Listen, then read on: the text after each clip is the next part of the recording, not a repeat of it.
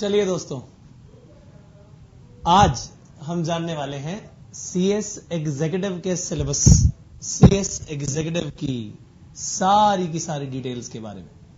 ठीक है जी। तो सीएस फाउंडेशन के बारे में हम ऑलरेडी डिस्कस कर चुके हैं कि उसके लिए क्या क्या रिक्वायरमेंट्स है।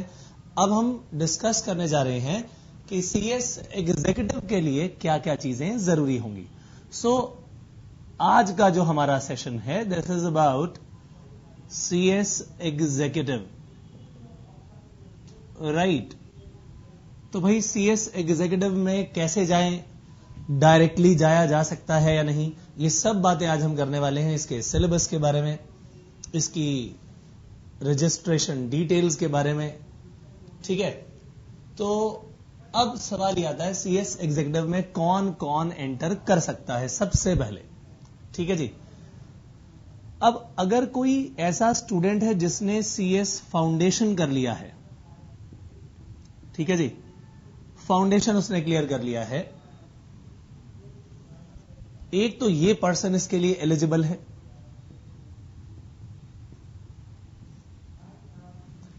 दूसरा, अगर किसी ने ICAI institute of chartered accountants of India का CPT कॉमन प्रोफिशिएंसी टेस्ट कर लिया है, क्लियर कर लिया है, वो भी डायरेक्टली इसमें एडमिशन ले सकता है। मैं इसे लिख देता हूं CACPT। ठीक है जी, आसान हो जाएगा आपके लिए। उसी तरीके से अगर किसी स्टूडेंट ने, किसी भी पर्सन ने CMA का यानी कॉस्ट एंड मैनेजमेंट अकाउंटिंग का फाउंडेशन कोर्स कंप्लीट कर लिया है institute of cost accountants of India के द्वारा, तो ये पर्सन भी क्या कर पाएगा, डायरेक्टली अब सीएस एग्जीक्यूटिव कर पाएगा। इसके अलावा एक और बात, अगर कोई पर्सन ग्रेजुएट है, सिर्फ graduate from any stream, from any stream except which stream, except fine arts. Fine arts को अगर हम छोड़ दें, तो फाइन आर्ट्स को छोड़कर किसी भी स्ट्रीम से अगर आपने ग्रेजुएशन की हुई है, तो आप क्या कर पाएंगे, आप डायरेक्टली सीएस एग्जीक्यूटिव कर पाएंगे। अगर आपको याद हो तो मैंने फाउंडेशन के लिए भी यही बात बताई थी कि अगर आप क्लास 12th में हैं, 12th के एग्जाम दे दिए और आपकी स्ट्रीम कोई भी हो, चलेगा, आप उसके बाद सीएस फाउंडेशन के लिए एलिजिबल हैं। वहां पर भी एक्सेप्शन बिल्कुल वैलिड है कि वहां पर भी फाइन आर्ट्स के स्टूडेंट जो हैं वो सीएस फाउंडेशन का एग्जाम नहीं दे पाएंगे। लाइकवाइज यहां पर भी जो भी ग्रेजुएट डायरेक्टली इस स्ट्रीम में एंटर होना चाहते हैं, सीएस में एंटर होना चाहते हैं, वो भले किसी भी स्ट्रीम से हो, मगर फाइन आर्ट्स के स्टूडेंट्स को यहां पर अलाउड नहीं है। क्या ये बात समझ आई? तो जहां तक एलिजिबिलिटी का सवाल है, सीएस फाउंडेशन करने वाले, CACPT करने वाले, CMA फाउंडेशन करने वाले, इन सब बच्चों को डायरेक्ट एडमिशन मिलेगा सीएस एग्जीक्यूटिव में। ग्रेजुएट जो हो चुके हैं उनको भी क्या मिलेगा, डायरेक्ट एडमिशन मिलेगा सीएस एग्जीक्यूटिव में, सिवाय उन लोगों के जिन्होंने फाइन आर्ट से अपनी ग्रेजुएशन की हो। पासिंग क्राइटेरिया मैंने आपको लास्ट टाइम भी बताया था, दैट रिमेन्स सेम। फाउंडेशन में भी सेम था और यहां पर भी बिल्कुल सेम रहेगा। क्या? पास क्राइटेरिया। ठीक है जी, जैसे वहां पर डिटेल बताई थी, बिल्कुल सेम चीज यहां पर अप्लाई होती है कि आपने ईच सब्जेक्ट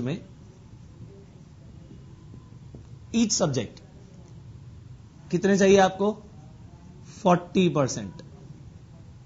ठीक है जी। और इन एडिशन टू दैट दूसरा जो क्राइटेरिया है वो क्या है, एग्रीगेट। एग्रीगेट कितना चाहिए आपको, एग्रीगेट चाहिए 50%। इन दोनों कंडीशंस को एक साथ पूरा करना पड़ेगा, तब जाके एक स्टूडेंट पास होगा। Is that very clear? अब मैं दोस्तों आने वाला हूं सब्जेक्ट्स पर, और सब्जेक्ट्स को जैसे ही जानेंगे उसी के अकॉर्डिंगली फिर पास क्राइटेरिया को भी एक बार देखेंगे। तो भाई ऐसा है, इस पूरे के पूरे सीएस एग्जीक्यूटिव के सिलेबस को 2 पार्ट्स में डिवाइड किया गया है। सीएस एग्जीक्यूटिव को हमने 2 पार्ट्स में डिवाइड कर दिया। एक है ग्रुप 1 और एक है ग्रुप 2। ठीक है जी। हम ये जो ग्रुप है, यहां पर इन ग्रुप को क्या कहा गया है? ग्रुप को कहा गया यहां पर मॉड्यूल्स। क्या बोला गया यहां पर? मॉड्यूल्स। तो जैसे हम देखते हैं कि भाई सीए में ग्रुप कहे जाते हैं, यहां पर उन ग्रुप्स को नाम क्या दिया गया है? मॉड्यूल नाम दिया गया है। तो भाई जैसी यहां की टर्मिनोलॉजी है वही मैं यूज कर देता हूं, मॉड्यूल 1 और मॉड्यूल 2। ठीक है जी। 7 पेपर है दोस्तों इसमें। कितने पेपर्स हैं? 7 papers in total. CS executive के 7 पेपर, 100 मार्क्स का पेपर होता है। इन टोटल हो गए हमारे ये 7 पेपर। ग्रुप 1 मॉड्यूल 1 में 4 पेपर्स हैं। आइए देखें कौन कौन से। सबसे पहला जो है वो आपका है कंपनी लॉ। दूसरा है आपका कॉस्ट एंड मैनेजमेंट अकाउंटिंग। ठीक है जी। तीसरा है आपका इकोनॉमिक एंड कमर्शियल लॉज। और फोर्थ है आपका टैक्स लॉज एंड प्रैक्टिस। क्या है? Tax laws and practice. तो भाई 4 आपके सब्जेक्ट हो गए जो कि मॉड्यूल 1 में है। Company law 100 marks, cost and management accounting 100 marks, economic and commercial laws 100 marks, tax laws and practice 100 marks. ठीक है जी। 4 तो आपके ये सब्जेक्ट्स हो गए दोस्तों। फिर आती है बारी हमारी अगले पार्ट की। मॉड्यूल 2 में क्या है? मॉड्यूल 2 में 2 अलग अलग सब्जेक्ट्स का एक कॉम्बिनेशन बनाया गया है। सबसे पहला कंपनी अकाउंट्स को मिला दिया गया, कंपनी अकाउंट्स, एंड ऑडिटिंग को मिला दिया गया इसके साथ, ऑडिटिंग प्रैक्टिसेस। हमने देखा था कि सीएस फाउंडेशन के लेवल पर भी क्या थे, यही ऑडिटिंग के कुछ छोटे छोटे पार्ट्स में आपको कुछ बातें बताई गई थी कि ये भी होगा उसमें। तो भैया डिपेंड करता है कि वहां पर लेवल क्या है। वहां पर आपको बहुत ही एलिमेंट्री लेवल पर चीज सिखाई गई थी, यहां पर आपको एक अच्छे लेवल की चीज होगी। ठीक है कि नहीं? एग्जीक्यूटिव लेवल की। तो company accounts and auditing practices हो गया आपका। अगला एक और आपका सब्जेक्ट जो है वो क्या है? Capital markets and security laws. ठीक है जी। उसके बाद लास्ट है आपका industrial labour and general laws. Industrial labour and general laws. तो ये हो गए आपके दोनों मॉड्यूल्स आपके सामने, मॉड्यूल 1 और मॉड्यूल 2। ये हिस्सा है दोस्तों आपका सीएस एग्जीक्यूटिव का। अब इन टोटल अगर मैं देखूं तो भैया ये तो 400 मार्क्स के पेपर हो गए। In total 400 marks. और दूसरा क्या हो गया? In total 300 marks. अब भाई सवाल ये आता है कि मैंने रजिस्ट्रेशन तो करा लिया सीएस एग्जीक्यूटिव में, तो उसके बाद क्या मुझे दोनों मॉड्यूल एक साथ देने पड़ेंगे? ऐसा जरूरी नहीं है। ये आप पर डिपेंड करता है कि आप सीएस एग्जीक्यूटिव के इन पेपर्स को इकट्ठे देना चाहते हैं, दोनों मॉड्यूल्स को, या एक एक करके देना चाहते हैं। दोनों चीजें पॉसिबल है। अब सबसे पहले तो ये कि एलिजिबिलिटी वाली बात हमारी खत्म हो चुकी है, मैं इसको रब करने जा रहा हूं, ठीक है। उसके बाद ये 40% और 50% की कहानी, इस पर मैं एक बार दोबारा आऊंगा, राइट। एक बार हम रजिस्ट्रेशन का काम देख लें और इस पास क्राइटेरिया को हम कंपेयर करेंगे मॉड्यूल 1 और मॉड्यूल 2 से, कि किस तरीके से आपको परसेंटेज चाहिए होगी, राइट। तो ये है मेरे दोस्त कहानी अब रजिस्ट्रेशन की, ठीक है जी। अब आती है बात रजिस्ट्रेशन की। आपकी एलिजिबिलिटी तय हो गई, एलिजिबल आप हैं, और अब आप क्या करवाना चाहते हैं? आप करवाना चाहते हैं रजिस्ट्रेशन। रजिस्ट्रेशन किस में कराना चाहते हैं? Registration in CS executive. CS exact लिख दिया मैंने इसमें। हम बात करने जा रहे हैं इनके रजिस्ट्रेशन की, ठीक है जी। रजिस्ट्रेशन जो है, अब अगेन मेरे एग्जाम के अटेम्प्ट पर डिपेंड करेगा कि भाई मैं कौन से अटेम्प्ट को देना चाहता हूं। एग्जाम अटेम्प्ट भैया मेरा जून होगा या तो, और या फिर होगा दिसंबर। ये बात तो हम पहले ही सीख चुके हैं, कहां पर? सीएस फाउंडेशन के लिए, कि सीएस के एग्जाम इन्हीं 2 महीनों में होते हैं हर साल। ये फिक्स्ड है, एक जून में और फिर उसी साल दिसंबर में। हर साल इसी तरह 6-6 महीने के अंतराल पर ये एग्जाम्स होते हैं, राइट। अब मान लिया जाए कि मैं जून अटेम्प्ट देना चाहता हूं या मैं दिसंबर अटेम्प्ट देना चाहता हूं, तो जाहिर सी बात है उससे पहले मुझे क्या करवाना पड़ेगा? अपना रजिस्ट्रेशन। अब अगर मैं मान लीजिए दिसंबर में ही दोनों अटेम्प्ट देना चाहता हूं, दोनों मॉड्यूल के लिए पेपर देना चाहता हूं, तो मेरे लिए अलग रिक्वायरमेंट्स है। नंबर 1 कि मैं क्या करना चाहता हूं? रजिस्ट्रेशन करना चाहता हूं फॉर बोथ मॉड्यूल्स। दोनों मॉड्यूल्स के लिए रजिस्ट्रेशन करना चाहता हूं कि जी मैं तो दोनों के एग्जाम दूंगा। हालांकि एग्जामिनेशन फी भी देनी पड़ेगी बाद में, but I am not talking about examination fee right now, I am talking about only registration fee, ठीक है जी। रजिस्ट्रेशन फी देनी पड़ेगी, और रजिस्ट्रेशन कब कराना पड़ेगा मैं उस टाइम की बात बता रहा हूं। तो भाई रजिस्ट्रेशन अगर मैंने बोथ मॉड्यूल्स का कराना है, कौन से अटेम्प्ट के लिए? दिसंबर के अटेम्प्ट के लिए, दोनों के लिए कराना है, तो मुझे क्या करना पड़ेगा? मुझे दिसंबर इस महीने को छोड़कर कम से कम 9 मंथ्स पहले अपना रजिस्ट्रेशन कराना पड़ेगा। तो दिसंबर को छोड़ दिया जाए तो 9 महीने पहले कौन सी डेट आ गई?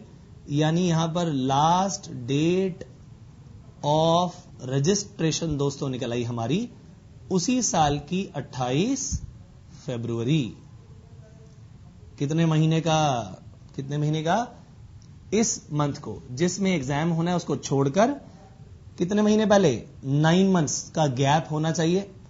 तो भैया 9 मंथ्स गैप, ये 9 मंथ्स का गैप है।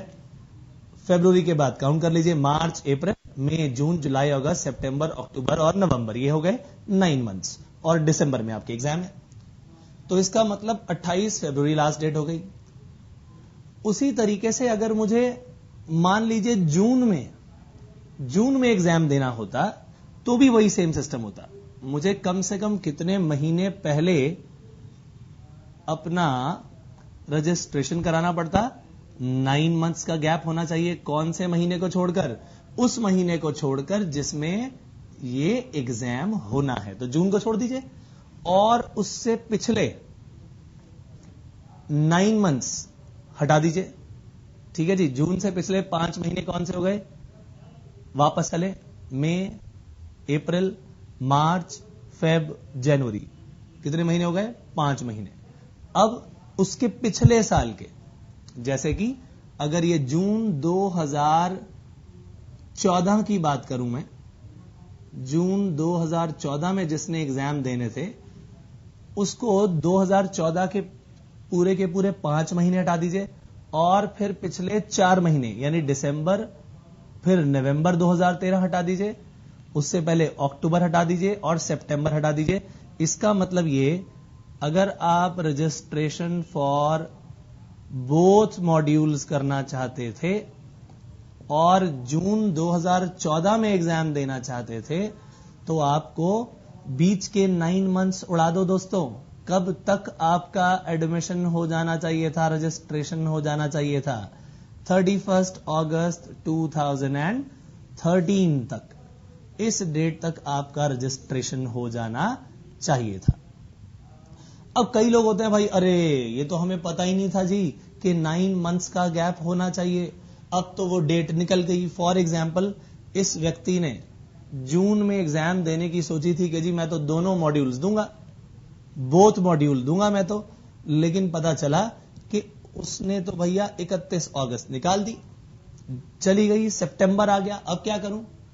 एक मौका तो कम से कम उसके पास है, अगर वो कुछ भी कोई भी एग्जाम जून में देना चाहता है। लाइकवाइज यहां पर भी अगर दिसंबर में बोथ मॉड्यूल की डेट निकल गई तो आप क्या करें? एक मॉड्यूल का एग्जाम आप अभी भी दे सकते हैं, लेकिन उसके लिए भी शर्त है कि आपने कब अपना रजिस्ट्रेशन कराया हो। आइए देखें। अगर आपने एक मॉड्यूल देना होता तो रजिस्ट्रेशन फॉर 1 मॉड्यूल, एक मॉड्यूल के लिए अगर आप एग्जाम देना चाहते हैं तो आपको क्या करना पड़ेगा? आपको इस महीने से कितने मंथ्स पहले?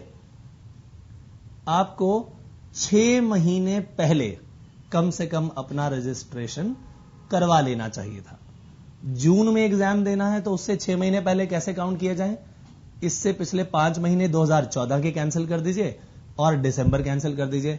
इसका मतलब 30 नवंबर 2013 तक अगर ये एडमिशन करवा लेता बच्चा तो जून 2014 में एग्जाम दे पाता, क्योंकि यहां पर हमारा कितने महीने का गैप चाहिए? बोल दो फटाफट। 6 मंथ्स का गैप। क्या ये बात सबको क्लियर हुई? उसी तरीके से अगर दिसंबर में एग्जाम देना चाहते थे तो क्या करना पड़ेगा? अगेन कितने महीने का गैप होना चाहिए? कम से कम 6 मंथ्स गैप होना चाहिए। और इसका मतलब दिसंबर से पिछले 6 महीने, दिसंबर के मंथ को छोड़कर, जिस मंथ में एग्जाम होना होता है हम उस मंथ को छोड़ देते हैं, राइट? तो यहां पर अगर मुझे कराना है रजिस्ट्रेशन फॉर ओनली 1 मॉड्यूल तो मैं क्या करूंगा? मुझे उसके लिए दिसंबर को छोड़ देना है और उसके पिछले 6 महीने कैंसिल कर दो। कौन कौन से? नवंबर, अक्टूबर, सितंबर, अगस्त, जुलाई और जून। पिछले 6 महीने मैंने कैंसिल कर दिए। यानी डेट कौन सी आ गई भाई? डेट आ गई 31 मई। तो अगर कभी भी दिसंबर में एग्जाम देना हो एक मॉड्यूल का तो उसमें एग्जाम वाले मंथ को छोड़कर 6 महीने का गैप होना जरूरी है। यानी आपको दो ऑप्शंस मिल गए दोस्तों। जून में एग्जाम देना है तो भाई बता दो कि आपने दोनों एग्जाम देने हैं या एक बच्चा कहता जी मैंने तो दोनों एग्जाम देने हैं जी। ठीक है भाई, तो फिर जून आने से पहले जो उसके पिछले साल की अगस्त की डेट है 31 अगस्त, उस दिन तक आपका रजिस्ट्रेशन हो जाना चाहिए।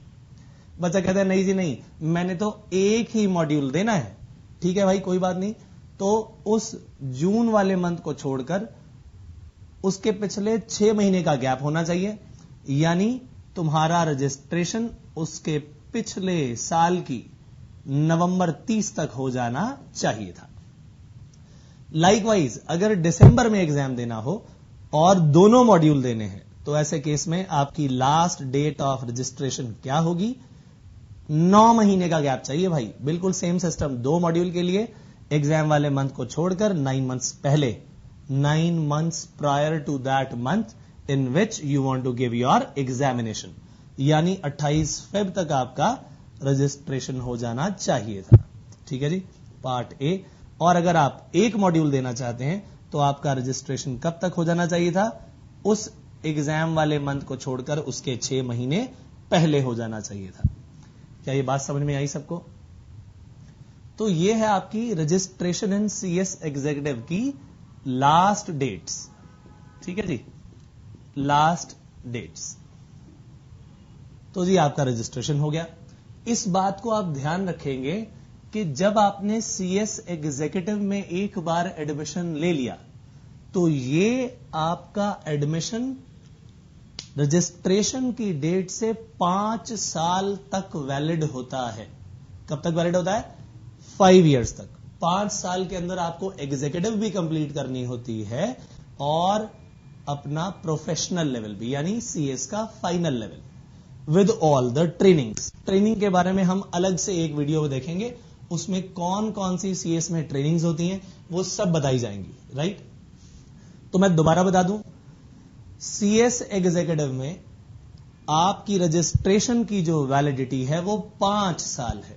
जिस दिन आपने रजिस्ट्रेशन कराया उससे 5 साल के अंदर आपको सीएस एग्जीक्यूटिव भी कंप्लीट करना है और अपना प्रोफेशनल लेवल भी करना है with all trainings. Right, foundation के लिए फिर हमने कितना टाइम देखा था? फाउंडेशन के लिए आपकी वैलिडिटी होती है 3 साल। रजिस्ट्रेशन के बाद 3 साल के अंदर अंदर आपको अपना फाउंडेशन, सीएस फाउंडेशन क्लियर करना होता है। अदरवाइज क्या होगा? वो वैलिडिटी का पीरियड एक्सपायर हो जाएगा और आपको री रजिस्ट्रेशन कराना पड़ेगा। दोस्तों मैं आपको एक अच्छी सी बात बता देता हूं। मान लीजिए किसी बच्चे ने सीएस फाउंडेशन या एग्जीक्यूटिव में अपना रजिस्ट्रेशन करवाया, रजिस्ट्रेशन की फीस दे दी, एग्जाम्स आने वाले हैं तो एग्जामिनेशन फी भी देनी पड़ेगी। अब एग्जामिनेशन फी कब देते हैं ये एक सेपरेट टॉपिक है, इसको भी लेंगे कि कब देनी पड़ती है। एग्जामिनेशन फी भी दे दी और एग्जाम आ गए, एग्जाम दे दिए, लेकिन एग्जाम्स में वो बच्चा अब फेल हो गया। अब भाई क्या होगा? जून अटेम्प्ट उसने दिया था, चाहे सीएस फाउंडेशन का चाहे सीएस एग्जीक्यूटिव का, फेल हो गया बेचारा। जून में एग्जाम दिए थे, रजिस्ट्रेशन कराया था, एग्जाम फीस दी थी, एग्जाम दिया, एग्जाम में फेल हो गया। अब भाई अगला अटेम्प्ट कब आएगा उसका? दिसंबर में आएगा जी, बिल्कुल ठीक बात, दिसंबर में अटेम्प्ट आएगा उसका। सवाल यह आता है कि क्या दिसंबर में जब उसने दोबारा एग्जाम देना है, वही एग्जाम जिसमें वो बेचारा फेल हो गया, the same exam in which he flunked, is he required to give registration fee again? क्या रजिस्ट्रेशन की जो फी बिगिनिंग में दी थी रजिस्ट्रेशन कराते वक्त, क्या वो दोबारा देनी पड़ेगी? नो, उसे केवल क्या देनी है अब? Exam fees. क्या ये बात समझ में आई? उसे अब क्या देनी है? सिर्फ एग्जाम फी। रजिस्ट्रेशन फी का अमाउंट ज्यादा होता है, एग्जाम फी थोड़ी सी होती है। एग्जाम दें आप, फेल हो जाते हैं, कोई बात नहीं, अगली बार जब आप एग्जाम देंगे, अगले अटेम्प्ट में देंगे, तो रजिस्ट्रेशन दोबारा कराने की जरूरत नहीं है, आपको सिर्फ क्या देनी है? एग्जाम फी। लेकिन ये तब तक सिलसिला जारी रह सकता है जब तक कि वो रजिस्ट्रेशन का पीरियड खत्म नहीं हो जाता।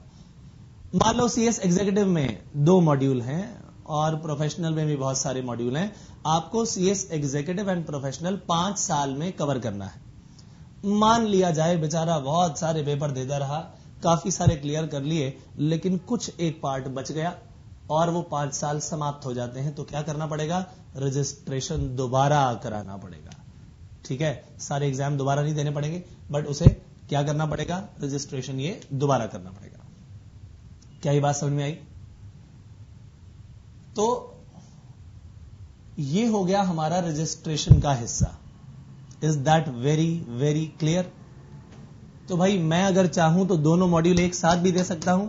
एक साथ देने के लिए मुझे क्या करना पड़ेगा? सबसे पहले मुझे अपना अटेम्प्ट चूज करना पड़ेगा। अगर आपसे कोई सवाल पूछे कि जी बताओ मैं अपने दोनों अटेम्प्ट का रजिस्ट्रेशन कब कराऊं, तो आपका पहला क्वेश्चन क्या होगा कि आप अपना एग्जाम किस मंथ में देना चाहते हैं।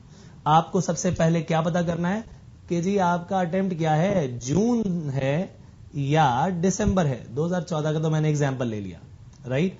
तो जून या दिसंबर अगर है, उसके अकॉर्डिंगली आप उसे 2 मॉड्यूल वाले के लिए डेट बताएंगे, और अगर उसने कहा जी मुझे 1 मॉड्यूल देना है, इन दैट केस आपको ये 6 मंथ्स गैप वाले एग्जाम्पल के अकॉर्डिंगली आंसर देना है। Is that clear? चलिए, तो ये हो गया हमारा रजिस्ट्रेशन का काम। ठीक है जी। कौन कौन से काम हो गए? वैलिडिटी का पीरियड बता दिया, फाउंडेशन में 3 साल, एग्जीक्यूटिव में 5 साल। ये सब कुछ अबाउट सीएस एग्जीक्यूटिव चल रहा है दोस्तों। मैंने रजिस्ट्रेशन कब कब करवाया जाता है आपको वो बता दिया। Is that clear? एग्जाम में कौन कौन से आपके सिलेबस के ये सब्जेक्ट्स होंगे ये मैंने आपको बता दिए। अब मैंने आपसे कहा था कि परसेंटेज पास क्राइटेरिया जो है उसके बारे में मैं आपसे बात करूंगा। ठीक है, तो दोस्तों पास क्राइटेरिया पर मैं एक बार दोबारा चलने वाला हूं, आ जाइए मेरे साथ। पास क्राइटेरिया में 2 क्राइटेरिया होते हैं, क्राइटेरिया नंबर 1 और क्राइटेरिया नंबर 2। ठीक है जी। तो क्राइटेरिया नंबर 1 और क्राइटेरिया नंबर 2। ठीक है जी। क्राइटेरिया नंबर 1 क्या बताया हुआ है मैंने? 40% इन ईच सब्जेक्ट। ये सारे सब्जेक्ट्स हैं आपके 1 2 3 4। ये क्या है? सब्जेक्ट्स। एंड ये दोनों, मैं बार बार बोलता हूं भाई, ये दोनों क्राइटेरिया 1 एंड क्राइटेरिया 2 ये दोनों आपको फुलफिल करने हैं। 50% in aggregate, got it? 50% in aggregate. अब मान लीजिए कि एक बच्चे ने 1 मॉड्यूल दिया, सिंगल मॉड्यूल, तो बहुत ही आसान है जी। अगर उसने केवल मॉड्यूल 1 दिया है तो उसे क्या चाहिए? Subject number 1, subject number 2, subject number 3, subject number 4। जो 1 2 3 4 हैं मॉड्यूल 1 के 1 2 3 4 में क्या चाहिए? मिनिमम तो हर एक में 40 चाहिए ही चाहिए। ठीक है, और इस मिनिमम 40 से काम नहीं चलेगा। इन सब का टोटल क्या होना चाहिए? मिनिमम 50%। यानी एक तो मिनिमम आपको ये चाहिए, प्लस टोटल 400 में से 200 चाहिए। Got it? ये बात हम कई बार कर चुके हैं। लास्ट टाइम हमने फाउंडेशन में भी इसके कई सारे एग्जाम्पल किए थे, है ना। इसका मतलब अगर मैं कहूं कि ये केस नंबर 1, केसेस मैं आपको बताने जा रहा हूं, जैसे हमने लास्ट टाइम किया था, थोड़ा सा उससे अलग है, इसीलिए हम इसे रिपीट कर रहे हैं। ठीक है जी। केस नंबर 1, ये मत सोचिएगा सारी चीजें एज इट इज है, कुछ एक नया पॉइंट आपको बताना है, इसीलिए मैं इसे रिपीट कर रहा हूं। अदरवाइज ये सीएस फाउंडेशन के जैसा ही था। ठीक है ना। तो मान लीजिए जी मॉड्यूल 1 की बात कर रहा हूं मैं। Module 1, subject number 1 2 3 and 4। ठीक है। केस नंबर 1, केसेस आए आपके सामने।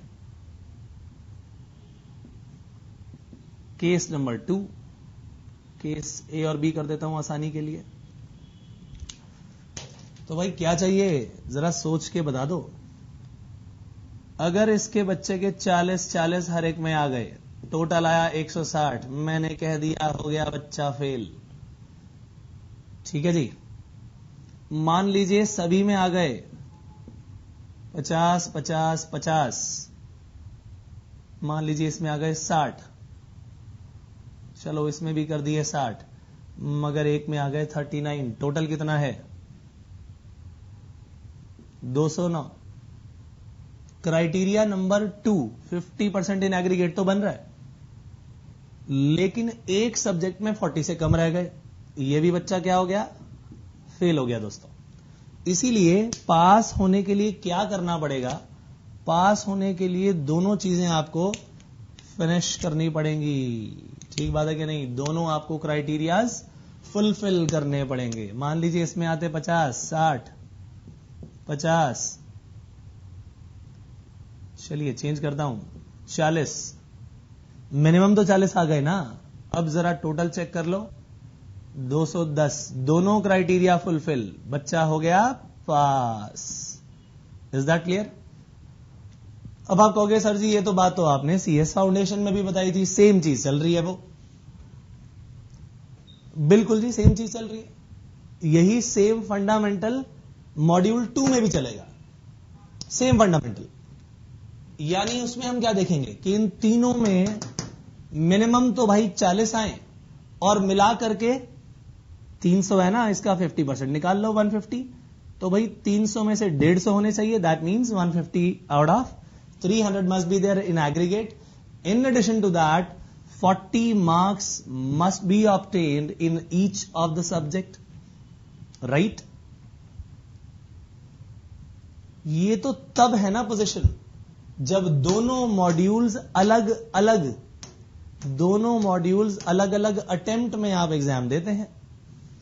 मान लिया जाए दोनों अटेम्प्ट में इस बच्चे ने एग्जाम दे दिया, अब दोनों मॉड्यूल को एक ही अटेम्प्ट में दे दिया, फिर क्या होगा? अब स्थिति बच्चे के लिए फेवरेबल भी हो गई, दोनों एग्जाम इकट्ठे देने पर। क्यों?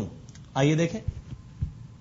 मॉड्यूल 1 और मॉड्यूल 2 पेपर्स हैं इसके 4 और पेपर हैं इसके 3। ठीक है जी। हमारे हिसाब से इन सब में क्या होने चाहिए भाई? मिनिमम 40 हर एक सब्जेक्ट में, और एग्रीगेट इधर 400 में से 200, इधर 300 में से 150, मिनिमम 40 हर एक में। लेकिन अभी तक हम क्या बात कर रहे थे? दोनों को अलग अलग देख रहे थे। मान लिया जाए बच्चा दोनों एग्जाम्स एक साथ दे देता है, मॉड्यूल 1 भी दे देता है और मॉड्यूल 2 भी दे देता है, तो अब ये जो एग्रीगेट हम अलग अलग देख रहे थे, हम इस एग्रीगेट को अब अलग अलग नहीं देखेंगे। हम इस एग्रीगेट को कैसे बनाएंगे? 700 में से 350 होने चाहिए। यानी एग्रीगेट को करने का तरीका अब अलग अलग नहीं रहेगा, एग्रीगेट को करने का तरीका टोटल हो जाएगा इसका 700 और मिलाकर के 350। आइए देखें, मैं इसको और इलैबोरेट करता हूं। मान लीजिए इसमें आ गए 40 40 40 40, टोटल कितना हो गया? 160। क्राइटेरिया नंबर 1, मान लीजिए मॉड्यूल 1 ही एग्जाम दिया होता तो क्राइटेरिया नंबर 1 तो फॉलो हो गया, मगर क्राइटेरिया नंबर 2 फॉलो नहीं कर पाया। इसे आप क्या कह देते जी? फेल हो गया ये बच्चा। लेकिन मान लो इसने ग्रुप 1 के साथ, मॉड्यूल 1 के साथ मॉड्यूल 2 भी दिया होता और इस बच्चे ने इसमें मार्क्स गेन कर लिए 90 90 90, टोटल कितना आ गया? 270। अब भाई आप कहोगे जी मॉड्यूल 2 में पास हो गया, मॉड्यूल 1 में फेल। गलत, क्योंकि उस बच्चे के हर एक सब्जेक्ट में 40-40 है, तो उसने सातों सब्जेक्ट्स का क्राइटेरिया नंबर 1 फॉलो कर दिया, फुलफिल कर दिया। और इन टोटल मैं उसे अलग अलग नहीं देखूंगा अब, क्योंकि मुझे क्या देखना है? इन टोटल 700 में से 350 मार्क्स हैं या नहीं। अब मैंने देखा भाई इसने तो बोथ मॉड्यूल्स दिए भाई। अगर इसने बोथ मॉड्यूल्स हमारे पास एग्जामिनेशन में दिए, मिनिमम सब में 40 ले आया, इन टोटल अब मैं अलग अलग नहीं देखने वाला मेरे भाई, मैं अब इन दोनों का टोटल कर दूंगा। कितना आ गया? टोटल आ गया सर 430 आउट ऑफ 700। इसका मतलब ये बच्चा हो गया पास, इवन इफ हर एक सब्जेक्ट का इसमें अब 40-40 आ गया, मगर इसका इंडिविजुअल लेवल पर अगर मैं सिर्फ ग्रुप 1 को देखूं तो उसमें सेकंड क्राइटेरिया नहीं पास हो पाया। लेकिन क्योंकि दोनों एग्जाम इकट्ठे दिए थे, इसीलिए सेकंड क्राइटेरिया को अलग अलग ना देख करके जॉइंटली देखा जाएगा। यह है दोस्तों very very important part is that clear? इसीलिए आपको ये सारा सिस्टम दोबारा समझाया गया। तो मेरे दोस्त, ये था हमारा किसका हिस्सा? CS एग्जीक्यूटिव के पास क्राइटेरिया का हिस्सा। तो एक काम करते हैं, मैं अब इन मॉड्यूल्स के डिटेल्स को हटा देता हूं, ठीक है जी। और अब चेक कर लेते हैं कि मैंने अभी तक क्या क्या बातें आपको बता दी, ठीक है। सबसे पहले मैंने आपको CS की एलिजिबिलिटी के बारे में बता दिया। CS एग्जीक्यूटिव, इसकी एलिजिबिलिटी के बारे में बता दिया। मैंने आपको सिलेबस के बारे में बता दिया, इसके रजिस्ट्रेशन की डेट्स के बारे में बता दिया। मैंने आपको इसके पास क्राइटेरिया के बारे में बता दिया, ठीक है जी। एग्जामिनेशन फीस, रिजल्ट और एग्जामिनेशन फीस,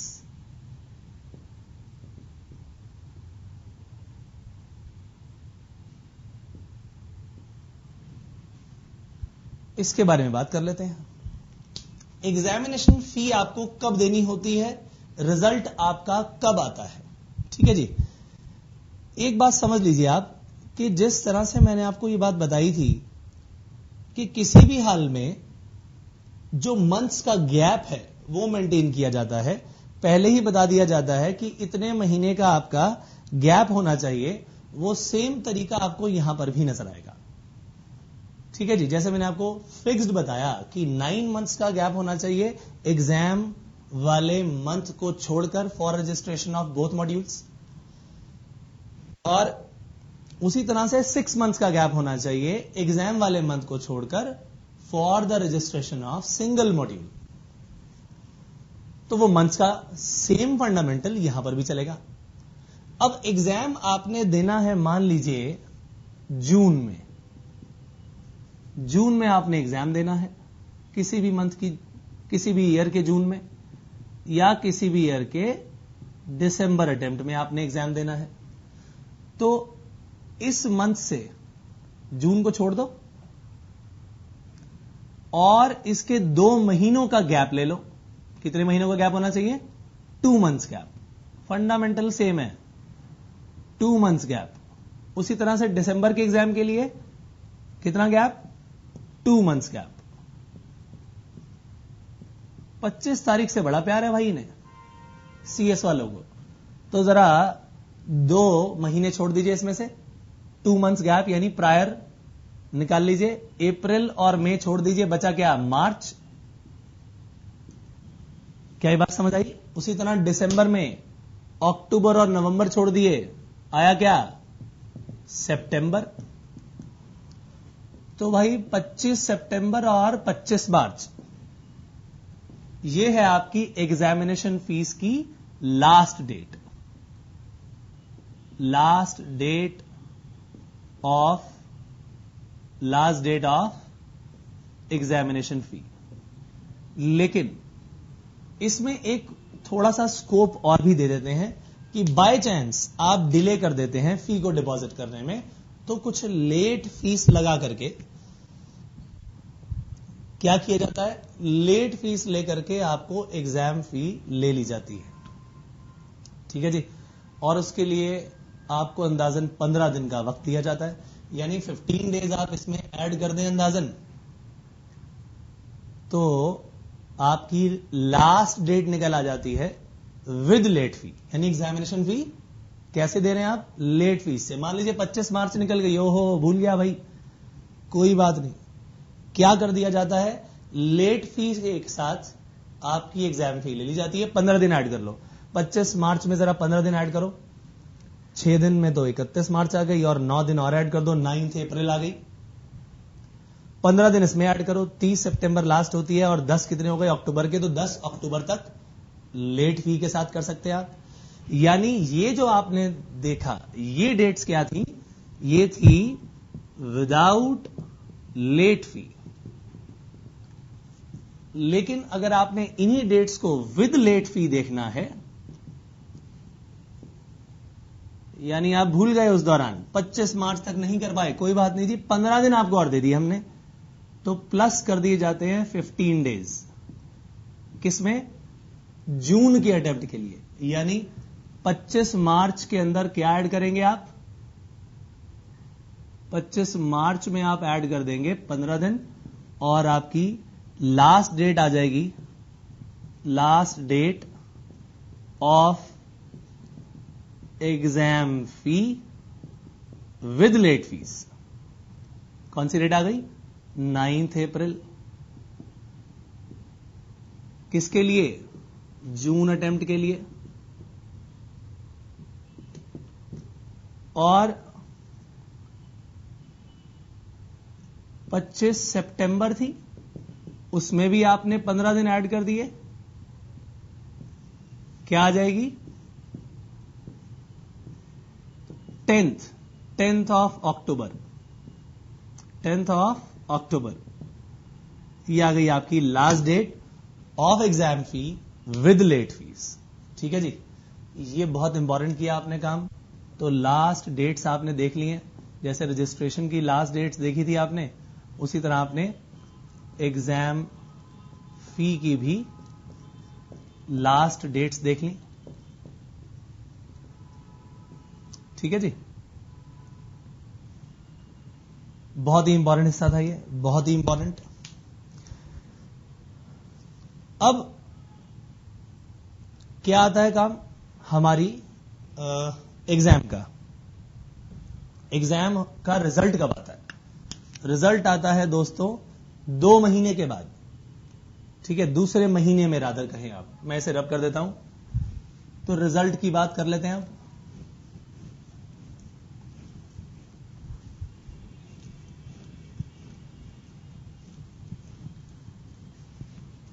रिजल्ट की बात, डेट्स फिक्स्ड है दोस्तों, और 25 तारीख से तो बहुत ही प्यार है भाई, 25 तारीख से तो बहुत प्यार है। यानी अगर जून अटेम्प्ट किसी ने दिया, एग्जाम अगर जून अटेम्प्ट है भाई, तो इसके दूसरे महीने की 25 तारीख, इससे अगले दूसरे महीने की 25 तारीख,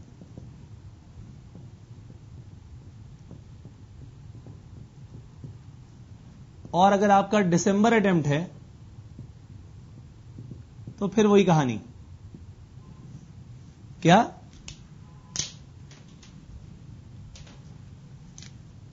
दिसंबर के बाद दूसरा महीना, जनवरी छोड़ दिया, फरवरी, तो भाई 25 फरवरी नेक्स्ट ईयर रिजल्ट आ जाता है। जून के बाद जुलाई छोड़ दिया, तो भाई 25 अगस्त सेम ईयर रिजल्ट आ जाता है। फिक्स्ड है डेट्स, फिक्स्ड। ठीक है जी, चाहे वो कौन सा हो, एग्जीक्यूटिव, प्रोफेशनल, या फिर आपका फाउंडेशन। तो मेरे दोस्त, हमने सीएस एग्जीक्यूटिव के बारे में तो सारी कहानी फिनिश कर ली है। ठीक है जी, एक चीज आप ध्यान रखिएगा कि जो फी है, फी, ये मैं आपको कितना अमाउंट है ये इसलिए नहीं बता रहा क्योंकि it is subject to change, और बाकी सारा हिस्सा लगभग सेम रहता है। तो फी तो जो आपको वहां पर उनके प्रोस्पेक्टस में नजर आएगी वो एज इट इज दे दी जाएगा।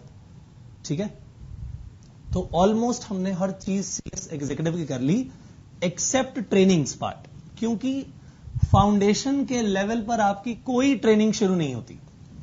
क्या वर्ड्स गए मैंने? फाउंडेशन के लेवल पर आपकी कोई ट्रेनिंग शुरू नहीं होती।